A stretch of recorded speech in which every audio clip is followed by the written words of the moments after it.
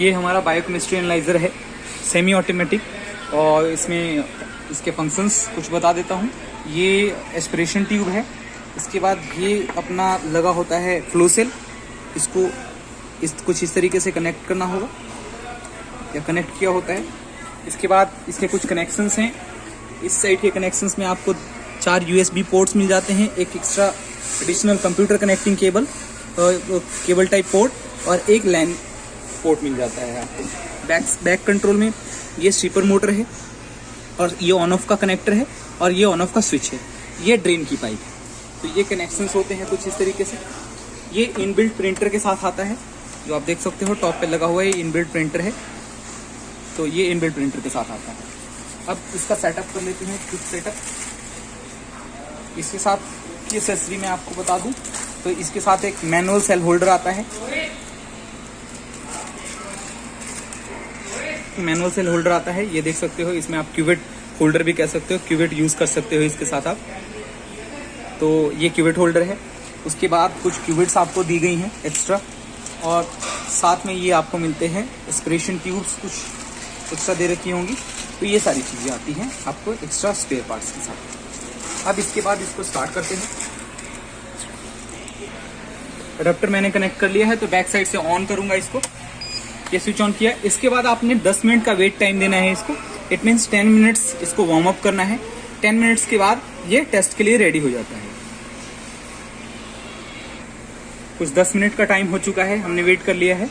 और अब इसके ऑप्शंस बता देता हूँ। पहला ऑप्शन टेस्ट आता है, फिर व्यूज रिजल्ट आता है। जो भी टेस्ट आप करते हो उसका रिजल्ट इसमें स्टोर होता है, तो वो आप देख सकते हो। मेंटेनेंस, जिसमें आप कैलिब्रेशंस वगैरह कर सकते हो, जैसे कि फ्लो सेल की कैलिब्रेशन हो गई या फिर पंप की कैलिब्रेशन होगी या ऑप्टिकल की कैलिब्रेशन, ये सारी चीजें आप कर सकते हो। पावर मैनेजमेंट में आप स्टैंड बाय मोड का ऑप्शन चेंज कर सकते हो या ऑन ऑफ का ऑप्शन आप देख सकते हो। जो मेनली यूजेबल है वो हमारा रीजेंट सेटअप आता है, जिसमें हम रीजेंट का सेटअप करते हैं। और जो रीजेंट बॉक्स आप लेके आते हैं उसके अकॉर्डिंग, उसमें एक जो चार्ट पेपर होता है उसके अकॉर्डिंग हम सेटअप्स करते हैं। तो हम पहले रीजेंट सेटअप में जाते हैं।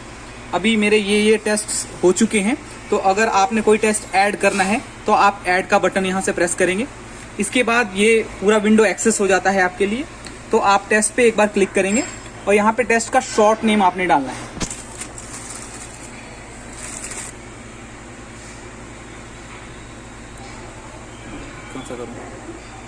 अब जैसे टेस्ट मैंने यहाँ पे SGOT करना है, तो कैप्स को लेके मैं SGOT यहाँ पे टाइप करूंगा।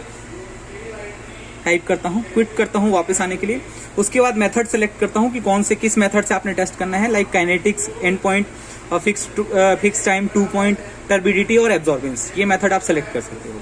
तो मैंने काइनेटिक्स सेलेक्ट किया, क्योंकि SGOT और SGPT हम काइनेटिक्स से करते हैं। वेवलेंथ सेलेक्ट करेंगे, तो वेवलेंथ सेम रहता है 340। उसके बाद इंक्यूबेशन पीरियड जो अकॉर्डिंग टू आपके स्टैंडर्ड चार्ट रहता है वो सेट करेंगे। बेसिक इंक्यूबेशन पीरियड जो होता है वो अराउंड 30 सेकेंड का होता है, तो मैं 30 सेकेंड यहाँ पे पुट कर देता हूँ अकॉर्डिंग टू चार्ट। उसके बाद ये 60 सेकेंड होता है, तो मैं इसको 60 सेकेंड कर देता हूँ।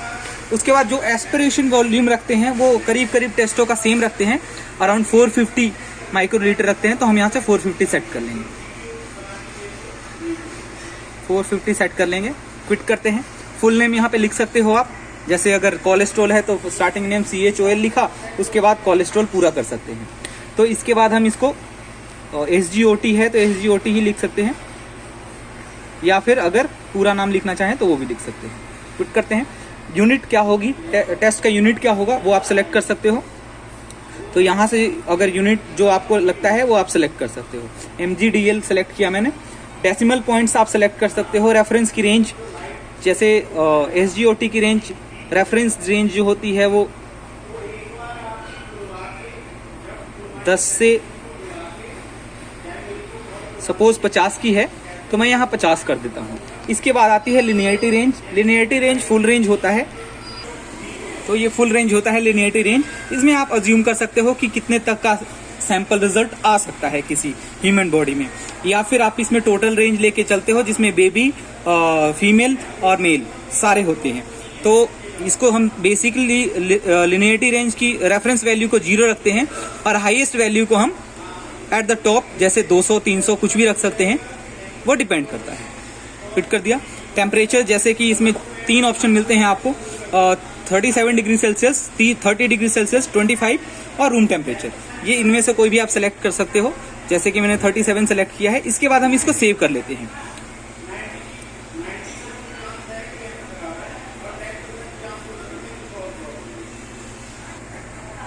ये मैंने कर लिया है, अब इसको सेव करता हूं। इसके बाद हमें कुछ फॉर्मेट डालने पड़ते हैं, जैसे कि हम कैलिब्रेशन स्टैंडर्ड के फॉर्मेट डालेंगे, जिसमें हम फैक्टर डाल सकते हैं या स्टैंडर्ड्स डाल सकते हैं। उसके लिए मुझे कैलिब्रेशन वाले ऑप्शन पे क्लिक करना पड़ता है। अब सपोज अगर मुझे फैक्टर से, जैसे काइनेटिक्स जितने भी टेस्ट होते हैं वो फैक्टर रिलेटेड होते हैं, उसमें कोई स्टैंडर्ड नहीं होता, तो मैं इसमें फैक्टर डालूंगा। यहाँ पे फैक्टर का ऑप्शन आपको मिलता है, इसमें 1658 होता है इसका फैक्टर, तो ये हम डाल लेंगे, या 1568 जो भी लिखा होगा चार्ट के अकॉर्डिंग वो आप डाल सकते हो। क्विट किया। इसके बाद सपोज अगर ब्लैंक की जगह पे रीजेंट ब्लैंक होता है तो आप वाटर ब्लैंक या रीजेंट ब्लैंक उनमें से कोई भी सेलेक्ट कर सकते हो। कैलिब्रेशन टाइप में आप, जैसा मैंने कहा कि आप फैक्टर से भी कर सकते हो, तो फैक्टर 1 पॉइंट लीनियर के साथ होता है। अगर आप बाई स्टैंडर्ड यूज करोगे तो आपको 2 पॉइंट लीनियर सेलेक्ट करोगे, जिसमें आपको स्टैंडर्ड सेलेक्ट करना पड़ेगा कि कितने वैल्यू का एक्चुअल स्टैंडर्ड आप नॉन स्टैंडर्ड लगाओगे। अगर मल्टी स्टैंडर्ड्स हैं तो आप एक्सपोनेंशियल पे जा सकते हो, जिससे कि आप मल्टी पैरामीटर्स सेलेक्ट कर सकते हो। जैसे आप देख सकते हो 4 स्टैंडर्ड मेरे एक्सेस हो चुके हैं। फिलहाल मैं इसको 1 पॉइंट लीनियर पे कर देता हूं और फैक्टर को 1658 कर देता हूं। इस तरीके का मेरा कुछ टेस्ट होता है। ये करने के बाद मैं इसको सेव कर लेता हूं, तो मेरा आप देख सकते हो SGPT का टेस्ट सेव हो चुका है, SGOT का भी मेरा सेव है ऑलरेडी। ये सारी चीज आप देख सकते हो। इसके बाद मैं रिटर्न करता हूं। टेस्ट करने के लिए मुझे टेस्ट पे जाना होगा, तो टेस्ट सेलेक्ट किया। उसके बाद सेलेक्ट करेंगे कौन सा टेस्ट आप परफॉर्म करना चाहते हो। तो सपोज मैं SGPT करना चाहता हूं, तो मैंने SGPT यहां से सिलेक्ट किया। ये मेरे पास ग्राफ आया। इसके बाद हम यहाँ पे अपना ब्लैंक रखते हैं, ब्लैंक जो कि वो मैसेज एक्सेस करता है। सपोज मेरे पास अगर वाटर ब्लैंक इसने का है, तो मैं यहाँ पे डिस्टिल वाटर लगाऊंगा। डिस्टिल वाटर आपका प्यूरिफाइड होना चाहिए, डबल डिस्टिल वाटर होना चाहिए या ट्रिपल डिस्टिल वाटर होना चाहिए, ये याद रखना है आपको। डिस्टिल वाटर लगाने के बाद मैं जैसे ही, ये एंटर का बटन है, ये साथ में आपको दिख रहा होगा, ये एंटर बटन है, एक तरीके का स्टार्टिंग स्विच है। तो आप इसको प्रेस करते ही ये ग्राफ स्टार्ट करेगा। ये मैंने डिस्टिल वाटर ले रखा है, तो मैं ये इस तरीके से कुछ इसको यहाँ पे प्लेस करूंगा और इसके बाद मैं एंटर प्रेस करूंगा। अब आप देख सकते हो पंप एस्पिरेटिंग का ऑप्शन आता है आपको, और ये कुछ इस तरीके से चल पड़ता है। टेस्टिंग इन प्रोसेस, और ये आपका कर्व क्रिएट होता है। अगर आपका डिस्टिल वाटर सही नहीं होगा तो ये खुद ही यहाँ पे डिफाइन करेगा कि जो AD वैल्यू आ रही है वो सही नहीं आ रही है, आप अपना डिस्टिल वाटर चेंज करो। अगर डिस्टिल वाटर सब कुछ सही होता है तो ये नेक्स्ट ऑप्शन के लिए फर्दर, जैसे कि यहाँ पे मैसेज आ रहा है the analyser is going to sample mode, तो आप कंटिन्यू कर सकते हो। अगर आपको लगता है कि गलत है तो आप इसको नो कर सकते हो। तो ये इस तरीके के कुछ टेस्ट होते हैं। इसके बाद जो ऑप्शन आते हैं उसके अकॉर्डिंग हम सैंपल है तो सैंपल पिला सकते हैं, या फिर स्टैंडर्ड है तो स्टैंडर्ड दे सकते हैं। इसके बाद ये टेस्ट के रिजल्ट्स बताता रहेगा। तो ये इस तरीके से कुछ इसकी वर्किंग है।